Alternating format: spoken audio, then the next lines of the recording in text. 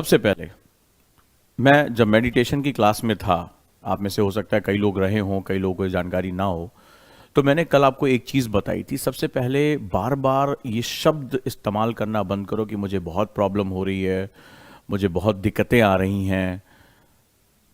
तो इन चीज़ों को करना बंद करो, क्योंकि आपका सबकॉन्शियस माइंड धीरे धीरे मान लेगा कि आप अच्छी आंसर राइटिंग नहीं करते। Please be careful about your mind. एक ऐसी एकेडमी में हो जहां तुम्हारे ऊपर इतना बारीकी से ध्यान दिया जा रहा है। ध्यान योग की परंपराओं को अच्छे अच्छे, भारत में ये सब खत्म होने लगा है काफी हद तक। बहुत सी चीजें कमर्शलाइज हो गई हैं, तो कोई चीज जुड़ रही है तो तुम्हें अंदर से प्योर करना चाहती है, तो उस पर ध्यान दो कि बार बार मैं ये लिख नहीं पा रहा हूं, मुझसे नहीं हो रहा है। तुम इसको पर्सपेक्टिव चेंज करो। तुम ये कहो कि सर कल मैंने पहली लाइन लिखी, कल पहली लाइन में लिख पाया, wonderful, I am feeling very good. ऐसा ही कहते ही आपके हार्मोनल चेंजेस होंगे। आप ये मत सोचो, आप चीजों को हॉलिस्टिक देख रहे हो। तो पहला नियम जो मैं आप लोगों को बताने जा रहा हूं, राइट।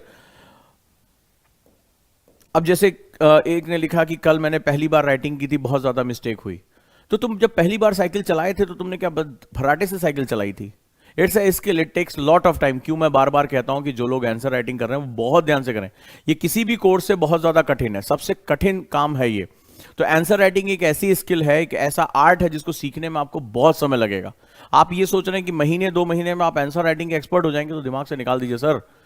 इसकी आपको खुशबू आते आते इतना टाइम लग जाएगा।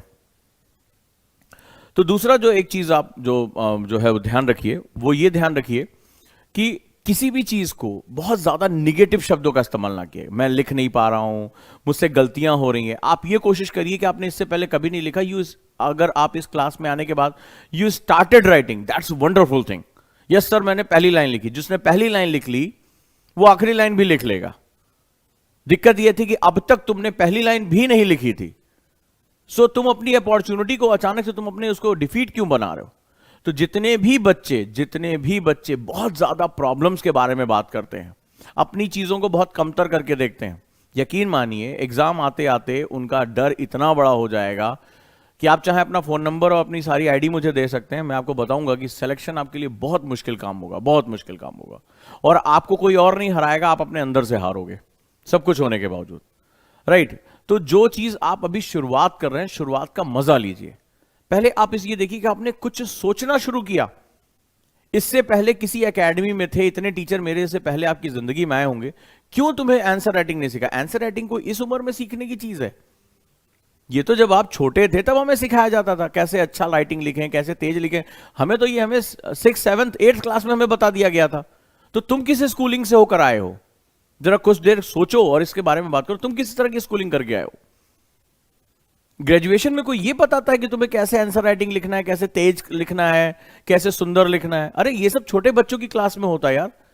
लेकिन मैं इसी तरह छोटे बच्चों को ट्रीट करता हूं, इसीलिए मैं कॉन्सेप्टर बैच पढ़ाता हूं कि मुझे पता है ढेर सारे छोटे बच्चे आ रहे हैं, उम्र तो बढ़ गई, दिमाग वहीं का वहीं रह गया। इसीलिए मैं उनको सिखाता हूं एक एक चीज। मुझे पता है कि बिना सीखे अंदर, या तुम्हें भी अंदाजा हो गया होगा कि क्यों यूपीएससी की तैयारी में समय लगता है, हो गया होगा।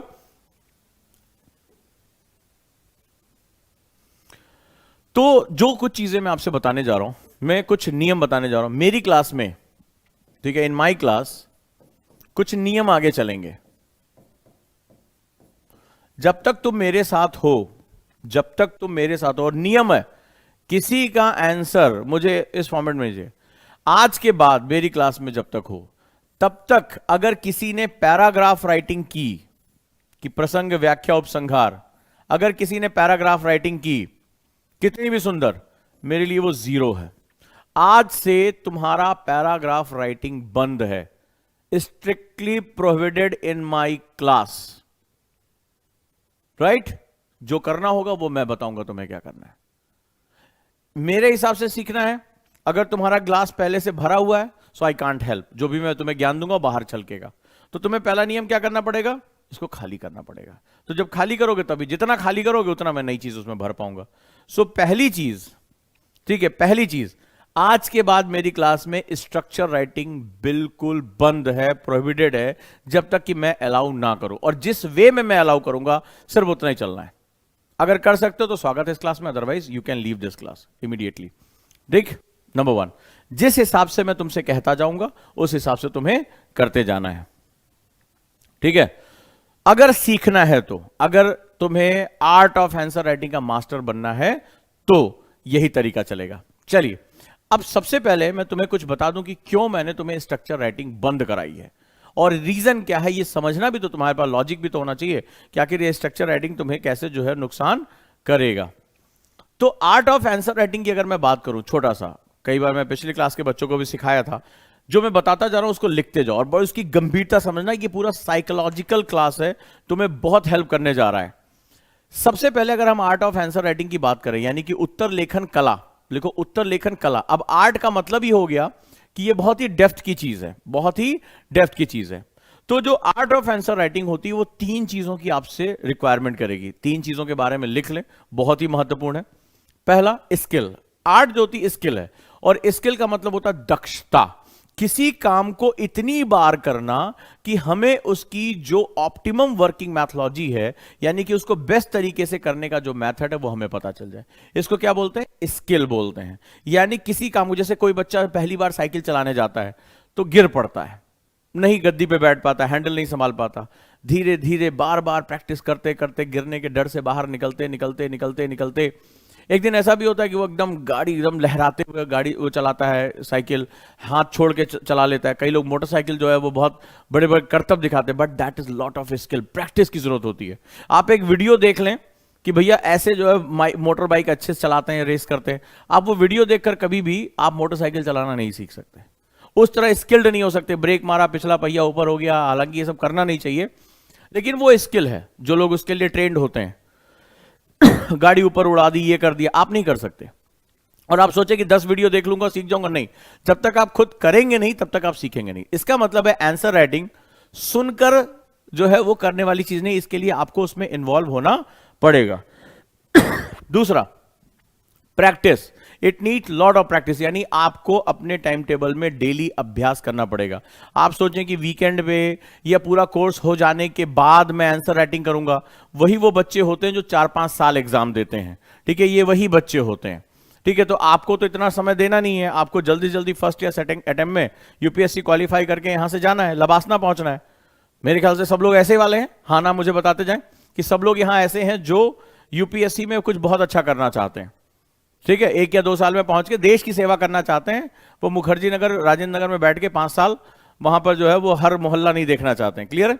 तो उसके लिए उनको प्रैक्टिस करना पड़ेगा। और तीसरा, कंसिस्टेंसी, यानी सततता, कि रेगुलर ये काम, ऐसा नहीं कि आज पहले हफ्ते जोश में थे, आज आंसर राइटिंग कर ली, अब 2 हफ्ते फिर रह दिए, तो क्या होगा? अभ्यास के साथ साथ सततता, कंसिस्टेंसी। मैं बार बार कहता हूं इस एग्जाम में कछुआ भी आज भी कछुआ ही जीतता है, खरगोश के जीतने की संभावना क्या, यानी कि रोज आपको डेली अपनी प्रोग्रेस करनी है। तो दक्षता लानी पड़ेगी, यानी अभ्यास, इसके बाद सततता, ये बहुत इंपॉर्टेंट हो गई है। तो आर्ट ऑफ आंसर राइटिंग, यहां से स्किल्ड आंसर राइटिंग क्रिएट होगी जब आप क्वेश्चन के हिसाब से अपने दिमाग को अल्टर कर लोगे, मुझे इस पर क्या करना है, अपनी स्पीड को अल्टर कर लोगे, स्टाइल को अल्टर कर लोगे। बहुत सी चीजें ये प्रैक्टिस से आती हैं, क्लियर हुआ। अब हम बात करते हैं कि तुम्हें आंसर राइटिंग को लेकर ढेर सारे मिथ और फैक्ट्स क्या हैं। सबसे पहले मिथ नंबर 1, आप में से कई लोगों ने कहा सर मैं बिगिनर हूं, क्या मुझे आंसर राइटिंग करना चाहिए? मैं 2024 में एग्जाम दे रहा हूं, 2025 में एग्जाम दे रहा हूं, तो क्या मुझे आंसर राइटिंग करना चाहिए? क्वेश्चन आप लोगों ने पूछा होगा, ठीक है।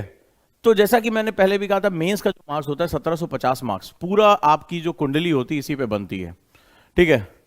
तो अगर हम बात करें तो एक तरफ तो मार्क्स हो गया। अब बिगिनर जो अभी सोच रहा है कि सर अभी मैंने तो कॉन्सेप्टर बैच में एडमिशन लिया, अभी मैंने एनसीईआरटी बैच में एडमिशन लिया, मुझे आंसर राइटिंग करना चाहिए कि नहीं करना चाहिए? देखो जरा, करना चाहिए कि नहीं। आंसर राइटिंग सिर्फ मार्क्स पाने का तरीका नहीं है। This skill not only for the marks but also for revision and learning. ये बेसिकली रिवीजन और लर्निंग, यानी कि आप जो पढ़ रहे हैं, जैसे मैंने कल जो है वो डिस्कस किया गजोधर की कहानी कॉन्सेप्टर में। अब आपने तुरंत क्या किया, तुरंत आप बैठे 10 मिनट और आपने पेन पेपर उठाया और उसको लिखना शुरू कर दिया। तो रिवीजन भी कर लिया और लर्न भी करते। जब आप लिखने बैठते हैं तो आपको पता चलता है कि कई बातें आप भूल गए। जैसे मैंने आपको बताया कि डीप ओशन लर्निंग मेथड क्या होता है, कि भाई अंटार्कटिका में, तो उसमें मैंने आपको बताया कि किस तरह से जो क्रायोस्फीयर होता है वो हमें क्लाइमेटिक चेंजेस का रिकॉर्ड देता है। अब आप ये बात स्किप कर गए, तो अब आपने क्या किया, जब आप लिखने बैठे तो आप लिख नहीं पा रहे, वो वाला पॉइंट आपसे भूल गया कि आखिर ओजांग सर ने क्या बोला था कि आइस की जो लेयर होती है वो हमें क्लाइमेटिक चेंजेस के बारे में कैसे बताती। अब अगले दिन जो क्या होगा, अभी हम इसमें अगले दिन आपने कहा sir I have a doubt, मैंने कहा पूछिए। तो आप लोग डाउट कैसे पूछते हैं जरा ये सुनिए। जैसे अभी आज सुबह मैंने एनसीईआरटी क्लास में एक बच्चे को बहुत डांटा, मैं इकोनॉमिक्स पढ़ा रहा हूं, मैं कह रहा हूं इकोनॉमिक्स से रिलेटेड क्वेश्चन पूछो। बोला सर वो वाला टॉपिक ना ज्योग्राफी में नहीं हुआ। एक कह रहा सर वो टेस्ट जो बोले थे ना वो टेस्ट नहीं हुआ। अच्छा मैं तुमसे क्वेश्चन कह रहा हूं कि प्लीज मुझसे you just ask about the economics, और आप मुझसे दुनिया भर की बातें। एक कह रहा है कि सर वो कल जो है वो क्लास में बफरिंग होने लगी थी तो सर नेट पैक खत्म हो गया है, सर आज क्लास ना करें। आप क्या क्वेश्चन कर रहे हो? Who you are? भाई तुम्हारे माँ बाप, ऐसा नहीं कि तुम कम्युनिटी डेवलपमेंट प्रोग्राम में पैदा हुए हो, ठीक है, तुम माँ बाप की अपनी संतान हो, तुम्हारे माँ बाप ने इन्वेस्टमेंट किया है, समुदाय तो तुम्हें पैसा नहीं दे रहा है, और एक सपने जो है वो उसमें जो है आए हो, तो इसका मतलब है तुम्हारे इंटेलेक्चुअलिटी का एक पर्पस है। यहां बहुत इंपॉर्टेंट बात जो मैं कह रहा हूं, हर व्यक्ति के सपने में उनके माँ बाप इन्वेस्ट करते हैं या वो व्यक्ति खुद इन्वेस्ट करते हैं। तो तुम्हारी जिम्मेदारी है कि तुम हर समय, हर व्यक्ति अपने आप में इंडिविजुअल वो है। तो रिवीजन एंड लर्निंग, रिवीजन का मतलब होता है जो मेरे टीचर ने पढ़ा दिया मैं उसको दोहरा लूं। लर्निंग का मतलब होता है कि इसमें कुछ मैं नया सोच पा रहा हूं कि नहीं सोच पा रहा हूं। अब जैसे आपने नोट्स बनाया, अब आपने मान लो कुछ नया प्रोजेक्ट है, और आज ही न्यूज़पेपर में कुछ नया आया कि जिसमें हमारे रक्षा मंत्री ने कहा कि भारत को अपनी मिट्टी और जलवायु परिवर्तन को जो है वो उसको संरक्षित करने का प्रयास करना चाहिए। आपने इसी के साथ क्या किया, भारत के प्रोजेक्ट्स के बारे में इसको जलवायु परिवर्तन के साथ जोड़ लिया। तो ये लर्निंग हो गई, यानी गुरु गुड़ चेला शक्कर। आपने एक दो लाइन और जोड़ी, आप आगे बढ़ गए। ये इसका सबसे बड़ा फायदा है। मल्टीट्यूड ऑफ जो बेनिफिट्स हैं वो इसके साथ हैं, ठीक है। जैसे क्लास लेक्चर्स को आप दोबारा लिख सकते हैं, अपने शब्दों में लिख सकते हैं, रिवीजन कर सकते हैं, और नई स्टाइल की नोट्स मेकिंग कर सकते हैं। मान लीजिए मैं LWMI पढ़ा रहा हूं, उसमें आपको लग रहा है इसमें कुछ और होना चाहिए, आप उसमें कुछ पैराग्राफ भी ऐड ऑन कर सकते हैं। न्यूज़पेपर से जो आया उसके इंपॉर्टेंट पॉइंट्स आप वहीं पे जोड़ सकते हैं, और जोड़ना चाहिए। सारे टॉपर ऐसे ही पढ़ते हैं। अगर आपको टॉपर लिस्ट में आना है तो आपको यही पढ़ना पड़ेगा। दूसरा मिथ क्या है, दूसरा जो सबसे बड़ी विरोधाभास चीज है, sir I will appear in exam after 2-3 years। ये आप क्वेश्चन पूछते जाओगे, बता रहा हूं आपके क्वेश्चन पे मैंने बनाया। Why I need answer writing right now, कि मुझे सर 2-3 साल बाद एग्जाम देना है, मुझे अभी से आंसर राइटिंग की क्या जरूरत है, मैं भूल जाऊंगा। कई बच्चों ने कहा कि सर मैं भूल जाऊंगा। मतलब हद दर्जे का पता नहीं आप लोग क्या स्कूलिंग आपकी हुई है, किस तरह का एजुकेशन लेकर आए हैं कि आपको फंडामेंटल ऑफ लर्निंग भी नहीं पता है। मुझे आप में से बताइए बेटा, आप में से कितने लोगों को चाय बनाने आती है, जिनके घरों में उन्हें चाय बनाना सिखाया गया? एक छोटा सा क्वेश्चन पूछ रहा हूं। अब जब चाय बनाने आती है तो सिंपल सा फंडा हुआ कि हम यहां पे बात करेंगे। आप साल 2 साल चाय ना बनाइए, लेकिन आपने रोज आप चाय बनाते थे, अब सोचना ही नहीं है, आप मोबाइल पे पिक्चर भी देख रहे हैं तो आपको पता है चीनी चाय पत्ती ऐसे डालनी, अदरक डालना है, ठीक है। आप 2-3 साल चाय ना बनाए, क्या आप चाय बनाना भूल जाएंगे? क्या आप चाय बनाना भूल जाएंगे? हो सकता है आपने किताब में पढ़ी तो आप भूल जाए, लेकिन अगर आप रोज घर में चाय बनाते हैं, फिर 2-3 साल आपने चाय नहीं बनाई और फिर आप बनाने बैठे, तो क्या आप चाय बनाना भूल जाएंगे? बताइए आप मुझे। नहीं भूलेंगे ना? नहीं भूलेंगे। क्लियर है? सभी लोग कह रहे हैं हाँ नहीं भूलेंगे। तो क्यों? बिकॉज जब आप किसी चीज को स्किल में कन्वर्ट कर लेते हैं, किसी चीज को स्किल में कन्वर्ट कर लेते हैं, तो आप कभी नहीं भूलते। तो आंसर राइटिंग को अभी मैंने शुरुआत में क्या कहा? स्किल, प्रैक्टिस एंड पेशेंस, ठीक है, और परसिस्टेंस, लगातार कंटिन्यूटी के साथ। तो जब आप ये कर लेंगे, आज आपने प्रैक्टिस किया, मेरे साथ सीखा, प्रैक्टिस करते रहे, तो आप चाहे 2 साल बाद एग्जाम दीजिए, चाहे 3 साल बाद एग्जाम दीजिए, उसमें आपका निखार आता है, आप आगे बढ़ते हैं और उसमें कई तरीके ढूंढते हैं कि इसके आगे हम क्या कर सकते हैं, और कम शब्दों का प्रयोग कैसे कर सकते हैं, इसमें हम एग्जाम्पल कैसे दे सकते हैं, आप निखारते हैं, तराशते हैं उसको। तो स्किल नहीं भूलती है बच्चे, इसीलिए मैंने कहा आंसर राइटिंग स्किल है, आंसर राइटिंग क्लास नहीं है। तो लोग सोचते हैं ना हिस्ट्री की क्लास है, ज्योग्राफी क्लास है, ऐसे आंसर राइटिंग की क्लास है। ये स्किल की क्लास है, यहां करके देखना पड़ता है, राइट। तो ये जो मिथ है वो बहुत गड़बड़। अब मैं इसको समझाता हूं कि आंसर राइटिंग क्यों जरूरी है। कल मुझे बताओ, ईमानदारी से मैंने क्वेश्चन कहा था कि आप लोग रेडियो चला लें और लिखने की कोशिश करें, कितने कितने लोगों ने लिखा? अब मैं आपको बिल्कुल विजुलाइज करके प्रूव करने जा रहा हूं, विजुलाइज करके प्रूव करने जा रहा हूं। किया? ठीक है। मुझे बताओ किसको किसको यहां पर और यहां पर पेन हुआ और छूट गया? एग्जैक्टली वैसा ही हुआ जैसा मैंने आपको बताया था, लाइनें 1-2 बार के छूट रही थी। हुआ कि नहीं हुआ? मुझे प्रूव करो, देखो तुम्हारा टीचर सही बोल रहा है कि नहीं सही बोल रहा है। ऐसा हुआ था? ये लिखा कि मैं सिर्फ 3-4 लाइन ही लिख पाया। किसको किसको बहुत पेन हुआ था, ये फटने लगा था, ये यहां पे दर्द हुआ, ये चीज दर्द होने लगी थी, किसको किसको ऐसा हुआ? और 1-2 लाइन से ज्यादा, जब मैंने आपको बताया था ना कि हम हियरिंग डिवाइस इसको क्या करता है, ब्रेन इसको कैलकुलेट करता है, फिर हाथ को कमांड देता है कि ये लिखना है। 1-2 लाइन के बाद आप छोड़ दे रहे थे, फिर थोड़ी देर बाद फिर ध्यान सुन रहे थे, फिर पकड़ रहे थे। कितने लोगों ने किया? ऐसा ही हुआ था? जैसा मैंने बोला वैसा ही हुआ?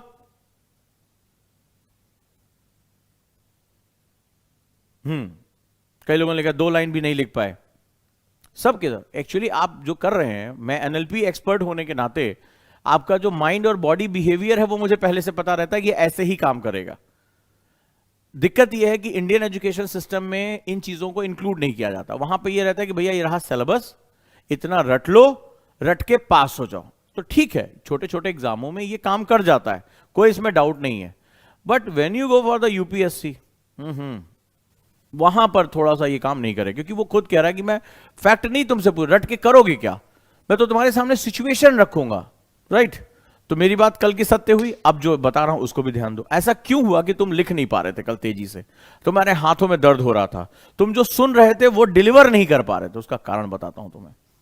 बेसिकली इसको हम लोग साइंस में मोटर एक्टिविटी कहते हैं, ठीक है? हमारे दिमाग का हिस्सा होता है। तो दिमाग जैसा सोचता है, जैसे आपने कभी दिव्यांग बच्चे को देखा होगा जो मानसिक रूप से दिव्यांग होते हैं, तुमने देखा होगा उनकी आंखों का डायरेक्शन अलग अलग चलता है, वो हाथ पैरों को थोड़ा सा अलग रख के चलते हैं। मॉकिंग नहीं कर रहा हूं, मैं माफी चाहूंगा, ये ईश्वर ने उनको एक कमी दी है, लेकिन वो लोग बड़े जिजीविषा वाले होते हैं, बड़े बहादुर होते हैं। लेकिन आपने देखा कि उनके हाथ पैरों, उनको चलने में दिक्कत होती है, उनकी मोटर एक्टिविटी में दिक्कत होती है, ब्रेन उनका जो है वो बॉडी को कमांड नहीं दे पाता है। आपने कई बार इस तरह के बच्चों को देखा होगा, लोगों को देखा होगा। तो बेसिकली यहां वो कम नहीं है, वो हमसे किसी मामले में कम नहीं है, बट मैं सिर्फ एक बायोलॉजिकल कंडीशन की बात कर रहा हूं। तो मोटर एक्टिविटी जो है वहां पर क्या होता है कि वो हमारे साथ, ये जैसे हमारा जो ब्रेन का हिस्सा है नीचे, तो ये हमारी रीढ़ की हड्डी के साथ जुड़ा होता है, ये हमें कमांड देता है कि आप कैसे जो है वो, जैसा आपका ब्रेन सोच रहा है, आपके जो मस्कुलर एक्टिविटी है वो उसी हिसाब से काम करनी चाहिए। इसको रिफ्लेक्सेस कहते हैं, this is known as reflexes. तो जैसे बहुत अच्छा खिलाड़ी होता है, सचिन तेंदुलकर, विराट कोहली और खिलाड़ी, तो बहुत तेजी से 140 की स्पीड से भी बॉल आ रही होती है और वो खटाक से उसको अंदाजा, उनको कई बार जो खिलाड़ी बताते हैं कि दिखती नहीं है बॉल, सिर्फ एक सीम आता हुआ दिखता है, और वो अपनी बॉडी को उसी हिसाब से अंदाजा लगा लेते हैं, कितनी तेजी से बैट को मारते हैं, छक्का चला जाता है। तो रिफ्लेक्सेस होते हैं, यानी कि बॉडी जो है वो एक अनुमान लगा लेती है, ब्रेन उसको अनुमान लगाता है, बॉडी उसी हिसाब से बिहेव करती है। अगर हम अच्छे खिलाड़ी नहीं है तो उतनी तेज अगर 140 की बॉल आए, मुंह टूट जाएगा हमारा। अगर हम अच्छे क्रिकेटर नहीं है, अच्छे हमारे रिफ्लेक्सेस नहीं है। तो होता क्या है कि जो आप सोच रहे हैं, आप सोचते बहुत अच्छा है। अब जो बच्चा आंसर राइटिंग प्रैक्टिस नहीं करेगा, उसके साथ क्या दिक्कत होती है, और वो प्रॉपरली प्रैक्टिस नहीं करेगा, तो वो सोचेगा अरे मेरे मास्टर साहब ने तो पूरा कोर्स पढ़ा दिया, एग्जाम में जाएंगे, सब दिमाग में रखा हुआ है। ऐसे लोग बोलते हैं, तुमने भी सुना होगा, अरे सब यहां है भाई के, सब यहां है, आप जाना है सब यार, कॉपी ऐसे छाप के आएगा भाई। ऐसे लोग बोलते हैं ना, ऐसे ही तुम्हारे आसपास भी, अबे सब यहां रखा है बेटा, यहां रखा है।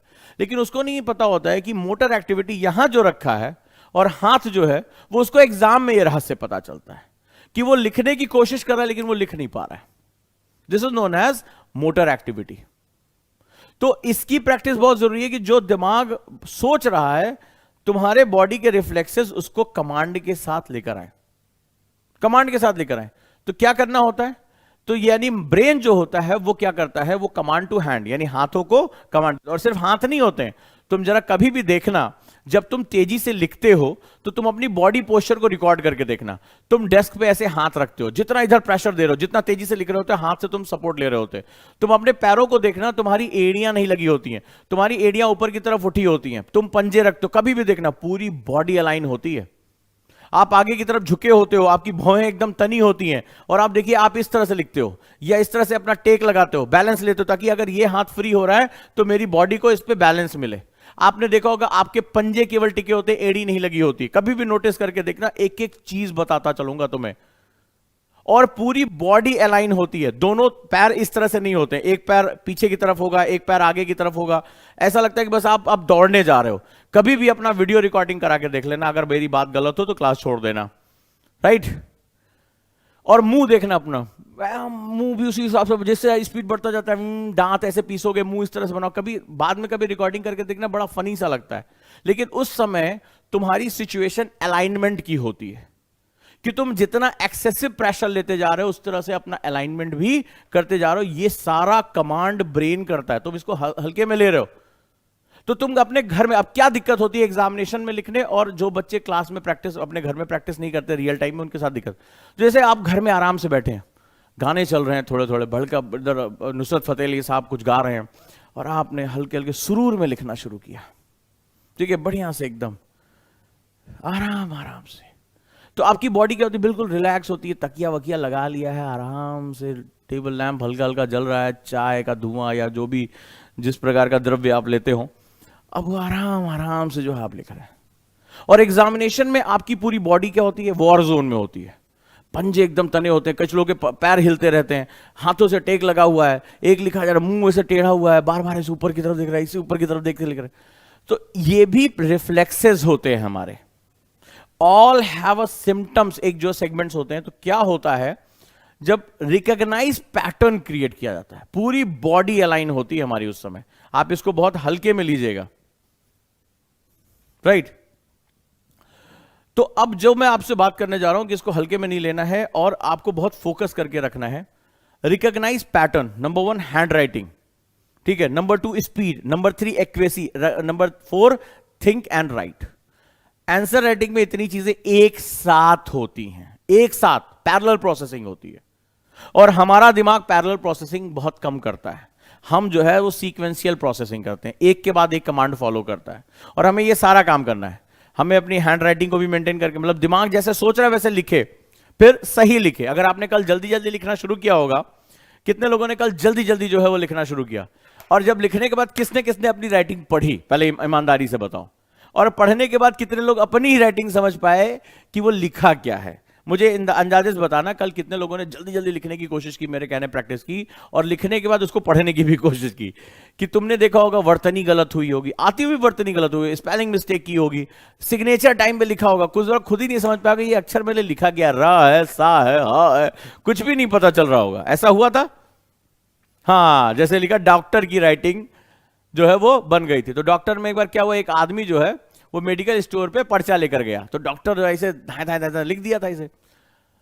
तो जैसे पर्चा देखा, बोला अच्छा यार ठीक है, बोला भैया ये बताओ, हम बहुत देर से कोशिश कर रहे थे कि डॉक्टर साहब जो है इस पे क्या लिख दिए हैं, ये जोक है, केवल एक मजाक के लिए बोल रहा हूँ, डॉक्टर साहब इस पे क्या लिख दिए हैं, आप देखते समझ गए, मैं तब से सोच रहा हूँ कौन सी दवाई का नाम लिखे। बोले मैं दवाई का नाम नहीं लिखे। बोले हमने निपटा लिया, अब तुम निपटाओ। ठीक है, तो ये उसमें लिखा हुआ था। तो यहां पर जो है सेगमेंट है कि हैंड राइटिंग, आपका ब्रेन जैसे सोच रहा है आपको लिखना है, स्पीड मेंटेन करके लिखना है, एक्यूरेसी मेंटेन, मतलब स्पीड में भी लिखना है और एक्यूरेट लिखना है। कि जब कितने लोग थे कल, मुझे अंदाजे से बताओ, अपना लिखा हुआ पढ़ने में उनको घिना रहा तेरे पता नहीं क्या लिखा है। तो सोचो, जब 3,500 से ज्यादा शब्द आपको एग्जाम में लिखने होंगे एक पेपर में, और उसमें अगर तुमने इस तरह से कहा, तुम तो बोले लिख के चले आए, और जब उस एग्जामिनर के सामने जाएगा तो ऐसे करेगा, फिर ऐसे करेगा, ऐसे पेपर रखा होगा, सिंधु घाटी सभ्यता में लिखा का, कौन सी लिपि लग रही है, सुमेरियन है, नहीं नहीं नहीं नहीं, इंडस वैली की लग रही है, अभी तो पढ़ ही नहीं पाए इसको, नहीं ये तो इजिप्टियन लग रही है शायद, ऐसे पढ़ेगा वो। ठीक है, मुझे लग रहा है गलत पेपर हाथ लग गया, तो इसको क्या नंबर दें। बोला सिद्धू लिपि तो अभी तक पढ़ी नहीं जा पाई है, तो इसको नंबर भी नहीं देते हैं, जिस लिपि में जब कोई टीचर होगा तब देखेंगे।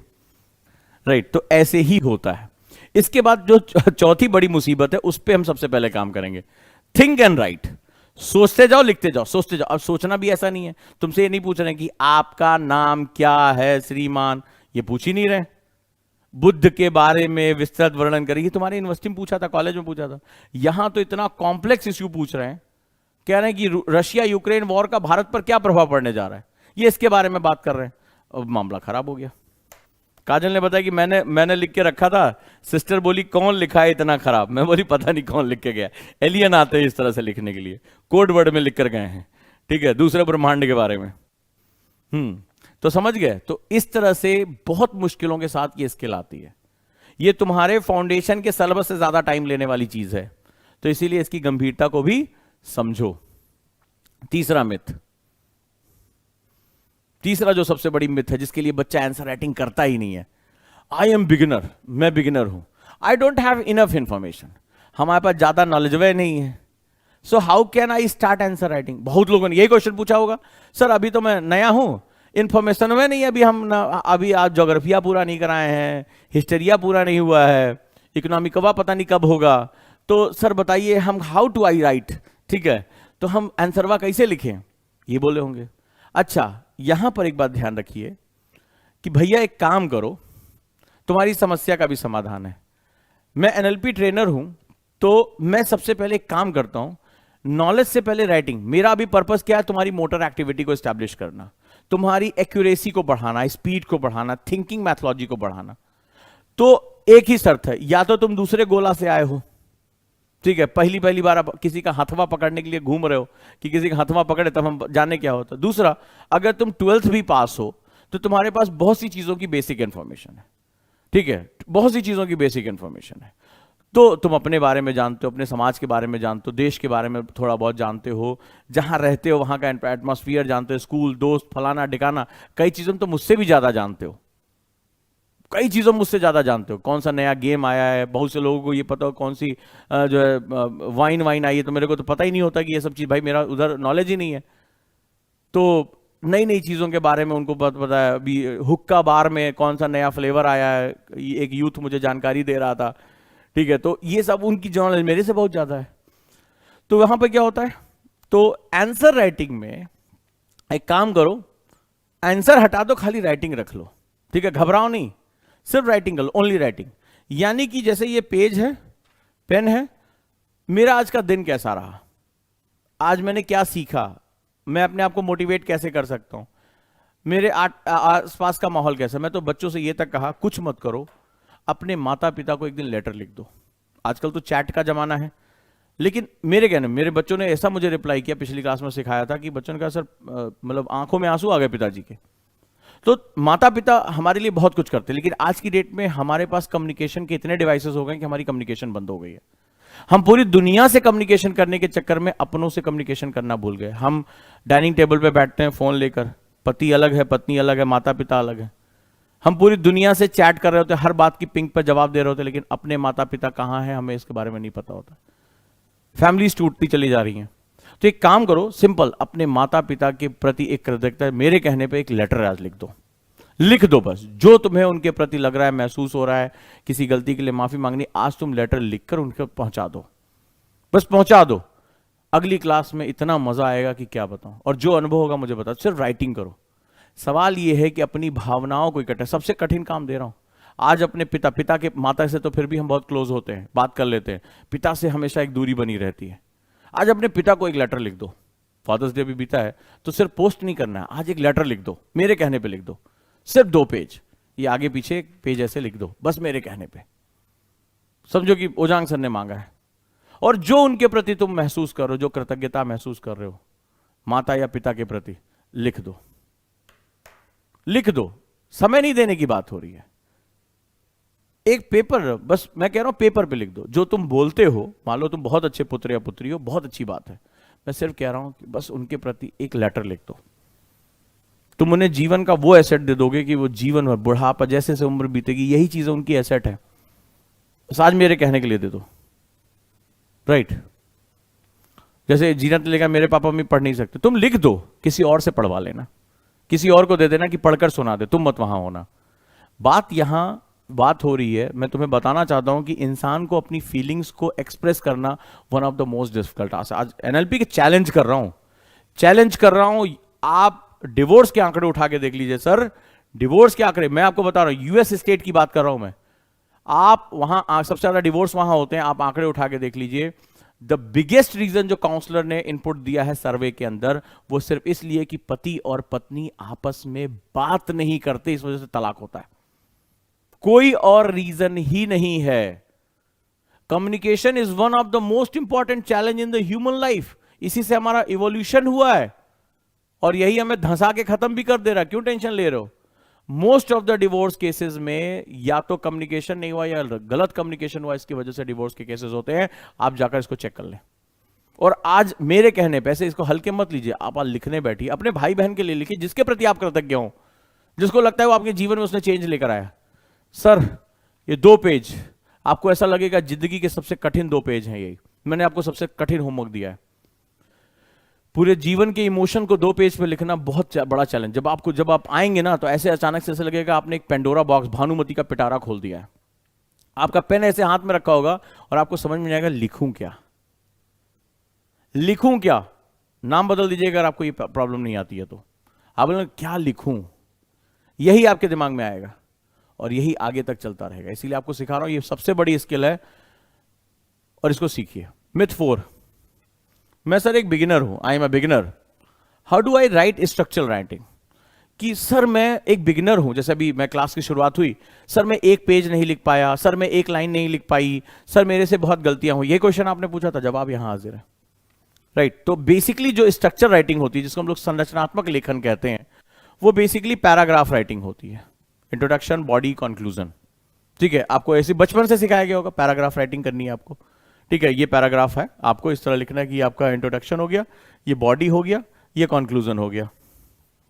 ठीक है, तो इसको क्या बोलते हैं? परंपरागत लेखन, परंपरा, प्रतिष्ठा, अनुशासन। तो बचपन से ही आपको सिखाया गया, हाँ ऐसे ही अच्छी आंसर लिखी जाती है। ठीक है, परंपरा, प्रतिष्ठा और अनुशासन। लेकिन यहां ऐसा नहीं है, यहां उजांग सर की क्लास है। ठीक है, इन साहब की क्लास नहीं है। यहां शाहरुख खान दूसरे तरह से काम करेंगे।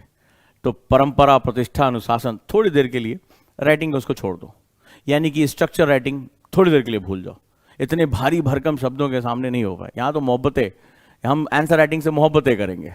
ठीक है, दुनिया में कितनी है नफरतें, फिर भी दिलों में है आंसर राइटिंग की चाहतें। तो अब हम लोग यहां काम करेंगे। तो यहां पर जो बिगिनर स्टूडेंट का माइंडसेट, उसको यही सिखाया जाता है। ठीक है, एग्जैक्टली यही सिखाया जाता है कि ये अच्छा उत्तर लिखने के लिए आपको बहुत गंभीरता की आवश्यकता है। ठीक है, तो आप भी सोचते होंगे ये गंभीरता कैसे आएगी, अभी तो मैं नया नया बच्चा हूं, तो क्या काम करे ना, जो है नौमन तेल होगा ना राधा नाचेगी। तो भैया हम आंसर शुरू ही नहीं करते हैं, सबको यही बताते। तो आप एक मिथ गढ़ते हैं बहुत बड़ा, अपने आसपास एक प्रोपेगेंडा खुद क्रिएट करते हैं। अरे बिगिनर कहाँ, बिगिनर थोड़ी ना आंसर राइटिंग करता, अभी हम कुछ पढ़बे नहीं कि हम लिखेंगे क्या, कोरा कागज रखेंगे। तो आप सबसे, आपने देखो कई बार कहा होगा बिगिनर के लिए answer writing, oh my god what are you talking about. Beginner answer writing नहीं करता because you have knowledge man, knowledge.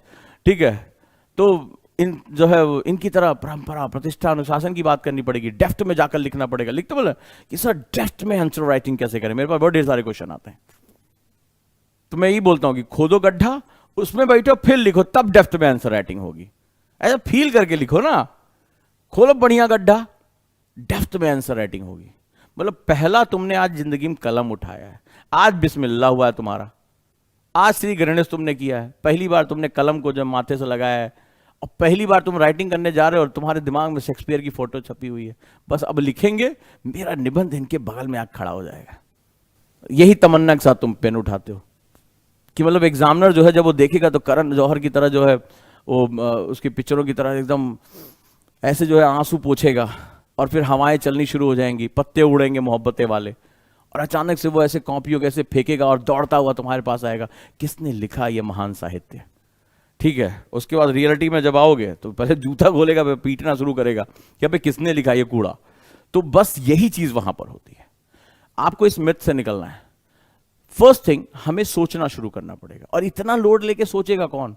अबे तुम्हारे ऊपर मैं 50-60 किलो का बोरा लाद दूं, 100 किलो का, और मैं बोलूं बेटा दौड़ के दिखा, दौड़ के दिखा, परंपरा, प्रतिष्ठा, अनुशासन, दौड़ के दिखा। उधर मां कहे मेरे करण अर्जुन कब आएंगे? अब यहां 100 किलो पे चला नहीं जा रहा है, कमर घुसी जा रही है हड्डियों के साथ, ठीक है, गर्दन नीचे घुसी जा रही है, और तुमने दौड़ने की बात बोला, भाई मैं चल नहीं पा रहा हूं, दौड़ने की बात। एग्जैक्टली यही हमारे एजुकेशन में होता है। स्टूडेंट को इतनी भारी भारी बातें बता दी जाती हैं, प्रसंग में जान निकाल के रखनी पड़ती है। उसकी जान निकल जाती है सुन के कि एक जान तो बन नहीं पाई, और उसको भी ये निकालने की बात कर रहा है, वो खुद ही निकलने के चक्कर में पड़ी है, बाबू सोना हो नहीं पा रहा है हमसे, तो भैया हम यहां कहा हम जो जान निकालेंगे। बहुत परेशान रहता है वो, बहुत परेशान रहता है। तो पता चला इतना बोझ उसके दिमाग पे लाद देते हो कि उससे आंसर राइटिंग होती ही नहीं है। अभी आपने मैक्सिमम लोगों ने ये गलती की होगी, हाँ या ना, जिन लोगों ने कहा कि सर एक लाइन से ज्यादा नहीं निकाल पाए, ठीक है, तो सर गलतियां हो गई, मैक्सिमम हुई कि नहीं हुई, इसी तरह लिखा, परंपरा प्रतिष्ठा अनुशासन। भाई परंपरा है ना तुम्हारी इस तरह लिखने की, सॉरी मेरे साथ नहीं हो पाएगा। हम तो थोड़े से ओजांकियन का माइंडसेट थोड़ा अलग है, we have from different mindset. हम नए मेथड को डेवलप करेंगे, हम इस सिस्टम को क्रैक कर देंगे, हमें लोड ही नहीं लेना है, हमें हंसते हंसते लग जाए रास्ते, वही वाली हमारी कहानी है, राइट। तो हम क्या करते हैं, हम बात करेंगे दुनिया में कितनी है नफरतें फिर भी दिलों में है चाहते, यानी हमारे रास्ते अलग होंगे।